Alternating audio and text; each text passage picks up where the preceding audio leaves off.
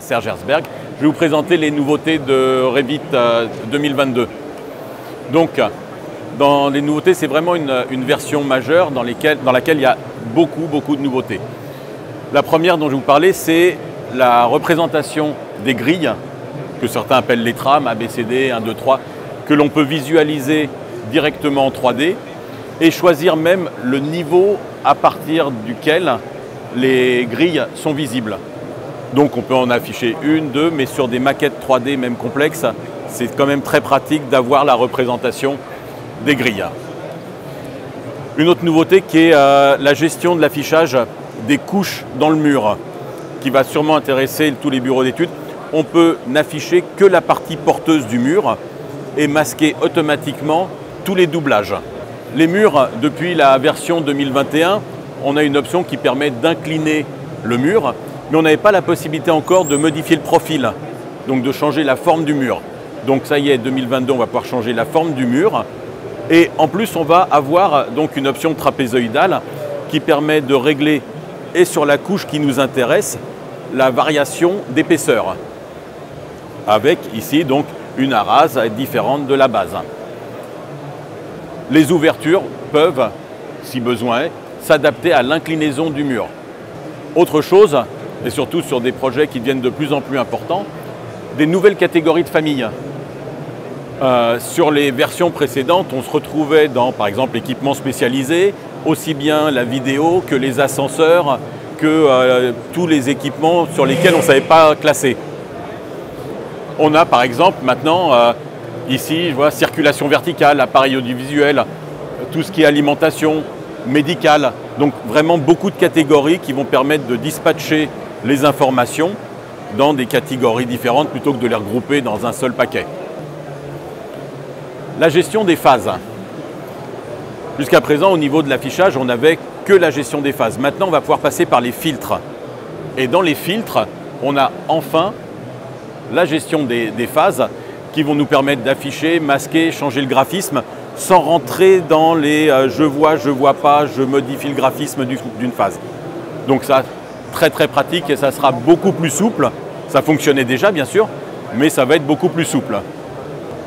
Les nomenclatures, on pouvait déjà sur une mise en page la découper et la mettre en plusieurs morceaux, mais maintenant on va même pouvoir la dispatcher sur plusieurs feuilles. Donc une même nomenclature découpée sur plusieurs feuilles. Grosse nouveauté, l'export PDF. Donc fini l'utilisation d'une imprimante virtuelle type Qt PDF, PDF Creator. Là on va passer directement en fichier exporté PDF. Donc, et ça marche très bien. L'autre point, c'est qu'on va récupérer automatiquement le format de la feuille. Donc, souvent on était obligé d'imprimer d'abord tous les A4, les A3, les A2, etc., paquet par paquet. Maintenant, directement, j'imprime tout et il va créer le format tel qu'on l'a défini dans la mise en page. Étiquette multi-référence, une même étiquette qui pourra pointer avec des repères sur plusieurs éléments identiques. Pour faire ça, on était obligé d'utiliser une annotation, donc non liée, avec des flèches. Donc, étiquette, rotation des étiquettes, petite nouveauté, on peut définir avec un angle, pour être plus précis, la rotation d'une étiquette sur un plan. Dans les tables de valeurs, peu utilisées, on n'avait pas la possibilité d'utiliser des paramètres partagés. Donc ça veut dire qu'on va maintenant pouvoir mettre des paramètres partagés dans les tables de valeurs et prédéfinir tout un lot d'informations. Des codes d'inclinaison sur les rampes. C'était un petit peu dommage que seules les rampes ne pouvaient pas accepter les codes d'inclinaison. Ça, c'est réglé, ça y est. Et ici, des préfixes et des suffixes sur les cotes. Pour le faire, avant, on double-cliquait sur la cote, puis on ajoutait quelque chose, mais c'était local, sur un seul élément. Là, maintenant, on pourra définir des types de cotes qui seront automatiquement avec des préfixes, des suffixes, et donc on aura un impact global sur l'ensemble du projet.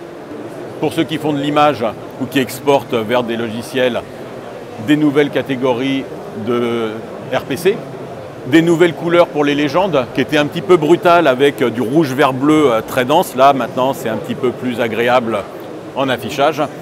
Quant aux paramètres variés, avant, quand on sélectionnait plusieurs éléments qui avaient des informations différentes, il n'y avait rien d'affiché. Donc on pouvait supposer qu'il n'y avait pas d'information. Maintenant, on sait, grâce à Varier, que certains des éléments ont une information différente, puisque tous les éléments ne sont pas avec la même. Dans les nomenclatures, quand on a beaucoup de paramètres, on a la possibilité maintenant de faire une recherche dans les paramètres, dans la nomenclature, pour retrouver le bon paramètre que l'on va venir placer ensuite. Les bibliothèques, on les a toujours sur notre disque, mais on a la possibilité d'aller les chercher sur le cloud d'Autodesk. Donc parfois, s'il nous manque quelque chose ou s'il y a des nouveautés, elles seront accessibles directement sur le cloud Autodesk. Donc on va aller dans Charger la famille Autodesk, ici avec toutes les catégories, celles qu'on retrouve sur nos disques aussi, hein, mais là sur le cloud, et ça sera mis à jour régulièrement. Alors, ça c'était pour les nouveautés de Revit. Je vais vous présenter aussi un outil, je pourrais vous faire une présentation tout à l'heure, d'un utilitaire, un plugin, qui s'appelle Coby Toolkit, avec beaucoup d'améliorations qui viennent se greffer sur Revit. La première, là, pour moi une des plus importantes, qui est l'import-export bidirectionnel Revit, Excel, Revit. C'est-à-dire que je fais une modification dans Revit, elle est répercutée automatiquement dans Excel, et inversement. De la sélection dynamique et des filtres de sélection. Sur Revit, aujourd'hui, quand je sélectionne par exemple tout un ensemble de murs, j'ai les murs, mais je ne peux pas filtrer à l'intérieur. Là, je pourrais dire, dans ma sélection, je ne veux que les cloisons, que les porteurs, et choisir des catégories directement. Génération de dalles automatique, la possibilité de créer des dalles sur toutes les pièces ou les pièces sélectionnées automatiquement, ce qui va permettre de jouer sur des finitions, des paramètres beaucoup plus fins, plutôt que, encore une fois, devoir dessiner pièce par pièce si je veux avoir une petite dalle. La possibilité de mettre à jour automatiquement tout un lot de familles. C'est vrai que quand on passe d'une version à une autre, on doit à chaque fois, soit il le convertit. Là, je peux prendre tout mon dossier de famille agence et les convertir automatiquement dans la version en cours. Attention, on ne revient pas en arrière. Donc peut-être pas tout de suite, attendre un petit peu s'il y a des projets en parallèle. Autre point, on a développé RoStudio donc une bibliothèque d'ouverture avec des portes, des fenêtres et des portes-fenêtres. Toutes les ouvertures que l'on fournit ont les 3 niveaux de représentation. Faible, moyen, élevé. Très souvent, ce qu'on récupère sur Internet ou autre, c'est un paquet, point barre.